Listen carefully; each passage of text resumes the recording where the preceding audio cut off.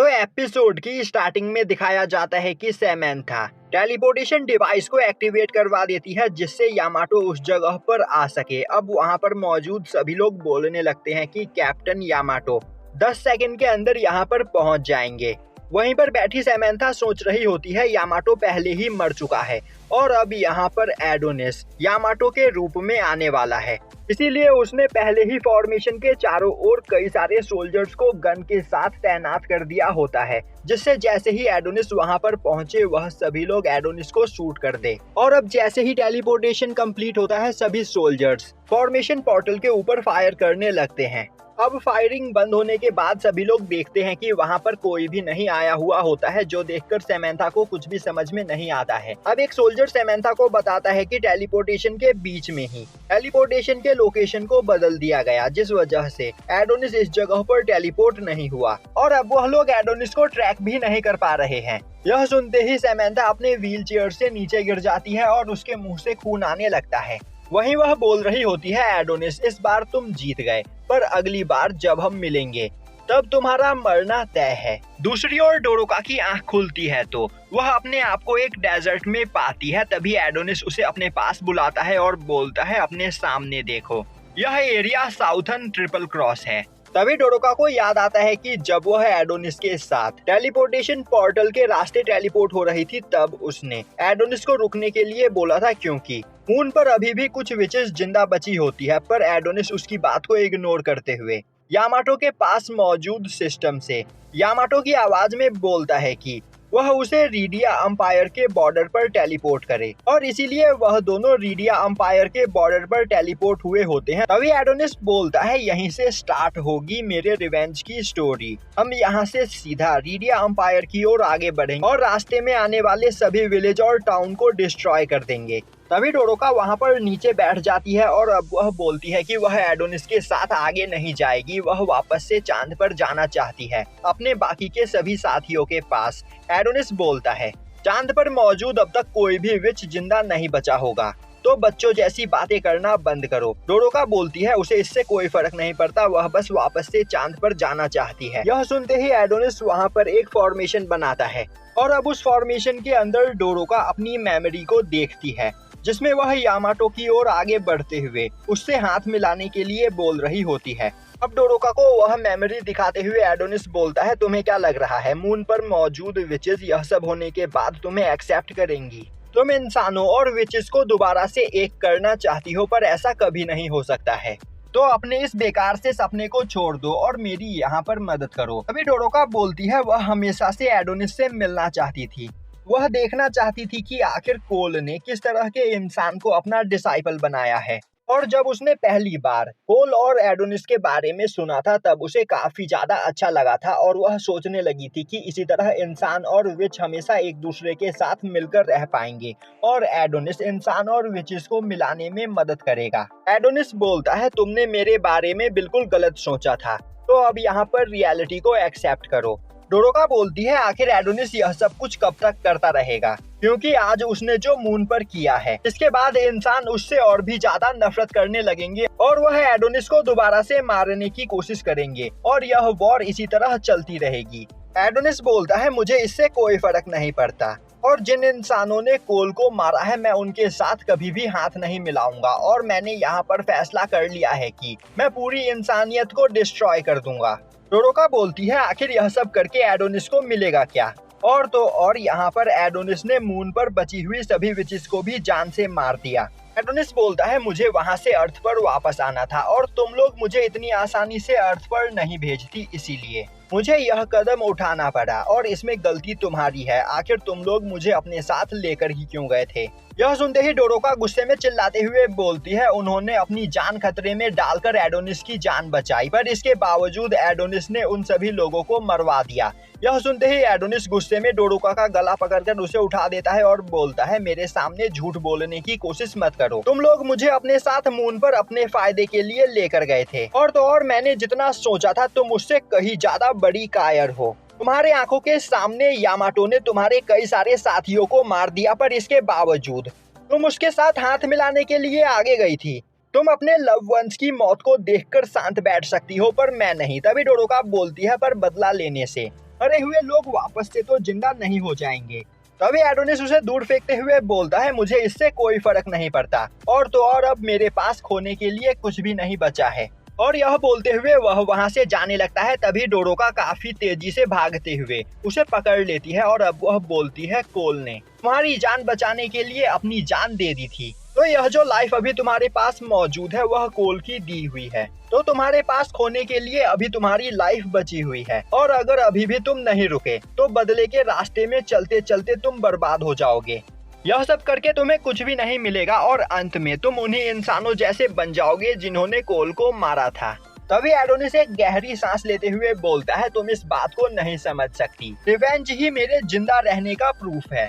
कोल ने मुझे बचाने के लिए अपनी जान दे दी, तो अगर मैं यहाँ पर शांति से बैठकर एक नॉर्मल लाइफ जीना स्टार्ट कर दूं, तो मेरी एग्जिस्टेंस ही खत्म हो जाएगी। पर यह लाइफ मुझे कोल ने दी है, इसीलिए मैं अपनी इस लाइफ को रिवेंज के लिए यूज करना चाहता हूँ। यह सुनकर डोरोका वहाँ पर रोने लगती है। तभी एडोनिस बोलता है, क्या तुम्हें रोने के अलावा भी कुछ काम आता है?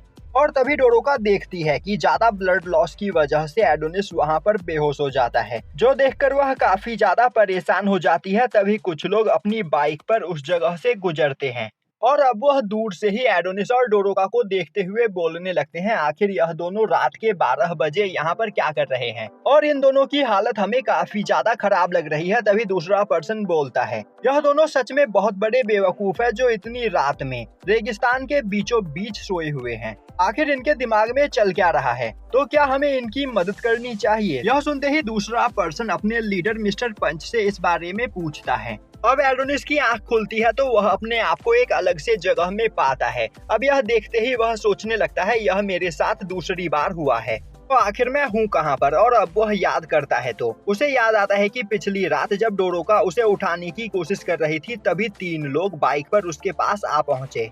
अब उन तीनों को देखते ही डोरोका उनसे मदद मांगने लगती है। प्रेजेंट टाइम में एडोनिस सोच रहा होता है, तो क्या मैं उन बाइकर्स के हाइड आउट पर मौजूद हूँ, और आखिर डोरोका कहाँ पर है? तभी वहाँ पर आते हुए मिस्टर पंच बोलता है, तो बच्चे तुम्हारी नींद खुल ही गई। अब यह सुनते ही एडोनिस उसे गुस्से में देखने लगता है, जो देखते ही मिस्टर पंच बोलता है, तुम्हारी आंखें सच में काफी ज्यादा खतरनाक है, और तुम्हारी आंखों को देखकर मुझे ऐसा क्यों लग रहा है जैसे तुमने आज तक कई सारे लोगों को जान से मारा है। और यह बोलते हुए वह वहाँ पर बैठ जाता है और अपना इंट्रोडक्शन देते हुए बोलता है, मेरा नाम पंच है और मैं इस पूरे एरिया का मालिक हूँ। अब यह सुनते ही एडोनिस सोचने लगता है, तो यह एक सेटलमेंट एरिया है और इस जगह पर अब तक रीडिया अंपायर ने कब्जा नहीं किया है। अब एडोनिस बोलता है, मेरे साथ एक लड़की भी थी, तो आखिर वह कहाँ पर है? तभी मिस्टर पंच बोलता है, वह पिंक बालों वाली लड़की, वह सच में बहुत ही ज्यादा क्यूट है, इसीलिए मेरे कुछ साथी उसे अपने साथ ले गए हैं। तभी एडोनिस गुस्से में बोलता है, मैंने जितना पूछा है बस उतना ही जवाब दो और मुझे बताओ कि आखिर डोरोका कहाँ पर है। अब यह सुनते ही मिस्टर पंच एडोनिस को अपने पीछे आने के लिए बोलता है। अब एडोनिस उस कमरे से बाहर निकलता है तो वह देखता है कि एक बड़े से जाइंट शिप के ऊपर कई सारे घर बने हुए होते हैं, और अब मिस्टर पंच एडोनिस को बताता है कि इस जगह पर रीडिया अंपायर से भागे हुए स्लेव और दूसरे कंट्री के रेफ्यूजी रहते हैं। और अब वह देखता है कि कई सारे लोगों ने डोरोका को चारों ओर से घेर रखा होता है। यह देखते ही वह परेशान हो जाता है और अब वह गुस्से में सभी पर अटैक करने के लिए आगे बढ़ता है। पर तभी वह नोटिस करता है कि वहाँ पर रहने वाले सभी लोगों ने डोरोका को एक बाइक पर बिठा दिया होता है और डोरोका उस बाइक को संभालने की कोशिश कर रही होती है, पर वह बाइक चलाते हुए उसे काफी ज्यादा डर लग रहा होता है, इसीलिए वह चिल्ला रही होती है। वहीं पर सभी लोग डोरोका को देखकर वहाँ पर उसका मजाक उड़ा रहे होते हैं। तभी डोरोका एडोनिस को वहाँ पर देखकर काफी ज्यादा खुश होती है और अब वह बाइक से नीचे गिर जाती है, जिसके बाद वह भागते हुए जाकर एडोनिस को 2 डॉल देती है और बोलती है कि उसने एडोनिस के लिए यह बनाया है, पर एडोनिस उस डॉल को फेंक देता है। तभी पंच चिल्लाते हुए बोलता है, आज मैं तुम सभी लोगों को यहाँ पर एक पार्टी दे रहा हूँ। जो सुनते ही सभी लोग खुश हो जाते हैं। तभी पंच डोरोका और एडोनिस से बोलता है, मैंने तुम्हारी जान बचाई है, इसीलिए पार्टी में तुम हमारी मदद करोगे। अब हमें दिखाया जाता है कि सामने पंच काफी बड़ी पार्टी ऑर्गेनाइज करता है, जिसमें सभी लोग अल्कोहल पी रहे होते हैं। वहीं पर डोरोका सभी लोगों को अल्कोहल सर्व कर रही होती है। वहीं पर अकेले एक जगह पर बैठा एडोनिस सभी लोगों को देख रहा होता है, जो देखकर डोरोका वहाँ पर उदास हो जाती है। तभी कुछ लोग बोलती है, क्या तुम्हारी फाइट तुम्हारे बॉयफ्रेंड के साथ हो गई है, इसीलिए वह तुमसे बात नहीं कर रहा? डोरोका बोलती है नहीं, एडोनिस उसका बॉयफ्रेंड नहीं है। तो सुनते ही सभी लोग बोलने लगते हैं तो हमें बताओ आखिर तुम इतनी रात में डेजर्ट के बीचों बीच क्या कर रहे थे और आखिर तुम इतने घायल कैसे हो गए। यह सुनकर डोरोका परेशान हो जाती है और अब वह सभी को बताती है कि वह लोग वर्ल्ड टूर पर निकले हैं और घूमते घूमते वह दोनों यहाँ पर आ पहुँचे। यह सुनते ही सभी लोग हंसने लगते हैं और बोलते हैं डोरोका सच में काफी अच्छा मजाक करती है। अब हंसते हंसते सभी लोग वहाँ पर नीचे गिरने लगते हैं और अब एक एक करके वहाँ चारों ओर मौजूद सभी लोग बेहोश हो जाते हैं, जो देखकर डोरोका काफी ज्यादा परेशान हो जाती है। तभी एडोनिस उठकर खड़ा होता है और बोलता है फाइनली इन सभी बेवकूफों की बोलती बंद हो ही गई। यह सुनते ही डोरोका परेशान होते हुए बोलती है एडोनिस आखिर तुमने यहाँ पर क्या किया, कहीं तुमने इन सभी लोगों को पॉइजन तो नहीं दे दिया। एडोनिस बोलता है नहीं, मैंने बस अपनी पावर का यूज करते हुए इनके पास मौजूद अल्कोहल को और भी ज्यादा नशीला बना दिया और कुछ भी नहीं। तुम एक विच हो पर इसके बावजूद तुम मेरे बनाए गए फॉर्मेशन को नहीं देख पाई। सुनते ही डोरोका वहाँ पर शर्माने लगती है और बोलती है कि उसने ध्यान नहीं दिया और अब वो है एडोनिस से पूछती है कहीं यह लोग मरेंगे तो नहीं। एडोनिस बोलता है नहीं, अभी यह लोग नहीं मरेंगे और यह बोलते हुए वह एक पर्सन के पास से एक गन निकालता है, जो देखते ही डोरोका डर जाती है और बोलने लगती है यह सभी लोग बहुत ही ज्यादा काइंड है, इन्होंने तुम्हारी जान बचाई और तो और इन्होंने हमें मेडिसिन और खाना भी प्रोवाइड किया है, तो तुम इन्हें नहीं मार सकते। एडोनिस बोलता है मैं जिसे चाहूँ उसे मार सकता हूँ और अब वह डोरोका के बगल से गुजरते हुए बोलता है पर तुम्हें परेशान होने की कोई जरूरत नहीं, मैं इन लोगों को जान से नहीं मारूंगा क्योंकि यह सभी लोग भी रीडिया अंपायर का शिकार है और अब मैंने यह भी फैसला किया है कि अब मैं तुम्हें भी अपने साथ नहीं लेकर जाऊंगा, तो तुम यहीं पर रुककर इन सभी लोगों के साथ अपनी नॉर्मल लाइफ जियो। यह सुनते ही डोरोका परेशान होते हुए बोलती है पर एडोनिस उसे चांद से यहाँ पर अपनी मदद करने के लिए लेकर आया था, पर आखिर अचानक से वह उसे यहाँ पर क्यों छोड़ रहा है। एडोनिस बोलता है मैंने जितना सोचा था तुम उससे कहीं ज्यादा बेकार हो, पर तुमने अभी अभी ही अपने कई सारे लव वंस को खोया है और तुम्हारी आंखों के सामने तुम्हारे कई साथी मारे गए, पर इसके बावजूद तुम यहाँ पर इन सभी लोगों के साथ हंस खेल रही हो। यह सुनते ही डोरोका बोलती है वह इन सभी लोगों के साथ हंस बोल इसीलिए रही थी क्योंकि वह नहीं चाहती थी कि इन सभी लोगों को शक हो जाए कि वह एक विच है, और यह बोलते हुए वह वहाँ पर रोने लगती है। तभी एडोनिस बोलता है डोरोका नाटक करना बंद करो, मैं समझ गया हूँ कि तुम मेरे किसी भी काम की नहीं, और यह बोलते हुए वह डोरोका को छोड़कर वहाँ से चला जाता है। अब दिखाया जाता है कि डोरोका अकेले उस जगह पर पंच के पेट्स के साथ बैठी हुई होती है। तभी पंच वहाँ पर आते हुए बोलता है तो तुम्हारे बॉयफ्रेंड ने तुम्हें यहाँ पर अकेला छोड़ दिया। डोरोका बोलती है नहीं, वह उसका बॉयफ्रेंड नहीं है। पंच बोलता है सच में वह काफी ज्यादा अजीब पर्सन है, मैंने उसकी जान बचाई पर इसके बावजूद वह बिना मुझे थैंक्स बोले ही यहाँ से चला गया, और तो और उसने तुम जैसी लड़की को भी अकेले इस जगह पर छोड़ दिया, सच में उसके अंदर दिल नहीं है। तभी डोरोका को याद आता है कि जाते हुए एडोनिस ने उससे कहा था कि वह नहीं चाहता कि डोरोका भी उसी की तरह बन जाए और इंसानों से रिवेंज लेने की कोशिश करे, इसीलिए वह डोरोका को यहीं पर छोड़कर जा रहा है। और अब यह सब सोचते हुए डोरोका बोलती है नहीं, एडोनिस काफी ज्यादा काइंड पर्सन है और उसके दिल के अंदर अभी भी कहीं न कहीं अच्छाई छिपी हुई है।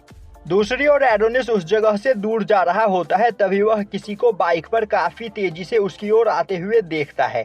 अब यह देखते ही वह अपने मैजिकल पेन को बाहर निकालते हुए बोलता है कहीं यह पर्सन रीडिया अंपायर का कोई सोल्जर तो नहीं, और क्या यह मुझ पर अटैक करने के लिए आ रहा है। कोई बात नहीं, मैं इसे यहाँ पर मसल दूंगा। और यह बोलते हुए वह अपने मैजिकल पेन का यूज करने लगता है। दूसरी ओर हमें दिखाया जाता है कि डोरोका पंच के साथ बात कर रही होती है। तभी पंच बोलता है विच डिसाइपल एडोनिस पहले से काफी ज्यादा बदल गया है। यह सुनते ही डोरोका काफी ज्यादा परेशान हो जाती है और बोलती है नहीं, वह पर्सन एडोनिस नहीं बल्कि कोई और है। पंच बोलता है मैं उसे अच्छे से जानता हूँ और उसे कभी नहीं भूल सकता क्योंकि उसने मुझे मरते हुए बचाया था। और अब पंच डोरोका को बताता है कि आज से 10 साल पहले जब वह रीडिया अंपायर के सोल्जर्स से बचकर भाग रहा था, तब उसकी हालत काफी ज्यादा खराब हो गई थी और वह डेजर्ट के बीचों बीच काफी बुरी हालत में बेहोश पड़ा हुआ था और उसका अंत करीब था। पर तभी वहाँ पर एडोनिस अपनी मास्टर कोल के साथ आया और उसने मेरी जान बचाई। एडोनिस काफी ज्यादा काइंड हुआ करता था और वह कोल के साथ बहुत ही ज्यादा खुश था, पर इस दुनिया ने एडोनिस को ईवल बना दिया।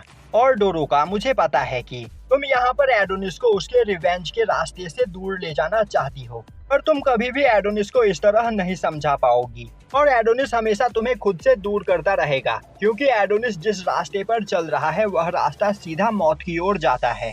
पर तुम्हें पता है कि तुम यहाँ पर क्या कर सकती हो, तो तुम्हें वही करना चाहिए। अब यह सुनते ही डोरोका बोलती है वह आना और अपनी बाकी दोस्तों को नहीं बचा पाई और उसने अपनी आंखों के सामने कई सारे लोगों को मरते हुए देखा है, पर वह एडोनिस को नहीं मरने देगी। यह सुनते ही पंच हंसते हुए डोरोका को अपनी बाइक देता है और वह पर्सन जो काफी तेजी से एडोनिस की ओर आगे बढ़ रहा होता है वह कोई और नहीं बल्कि डोरोका ही होती है। और अब डोरोका काफी तेजी से एडोनिस के बगल से गुजरती है, जो देखते ही एडोनिस बोलने लगता है, बेवकूफ, क्या तुम मुझे यहाँ पर जान से मारने की कोशिश कर रही हो? तभी डोरोका बोलती है कि वह एडोनिस के साथ जाना चाहती है और अब वह एडोनिस से प्रॉमिस करती है कि एडोनिस चाहे कुछ भी क्यों न करे वह उसे नहीं रोकेगी और ना ही उसके रास्ते में आएगी, तो एडोनिस उसे भी अपने साथ लेकर चले। और वह यह सभी बातें बाइक पर बैठे हुए बोल रही होती है और बाइक काफी तेजी से आगे चल रही होती है। वहीं वह लगातार कई सारी चीजें बोली चली जा रही होती है, पर वह एडोनिस से काफी ज्यादा दूर चली जाती है, जिस वजह से एडोनिस को कुछ भी सुनाई नहीं देता है। वहीं खड़ा एडोनिस बोल रहा होता है, आखिर यह अपनी बाइक को रोक क्यों नहीं रही है? दूसरी ओर डोरोका चिल्लाते हुए बोल रही होती है, आखिर इस बाइक को रोकते हैं। और अब यह सुनते ही एडोनिस उसके पीछे भागने लगता है और यहीं पर यह एपिसोड खत्म हो जाता है।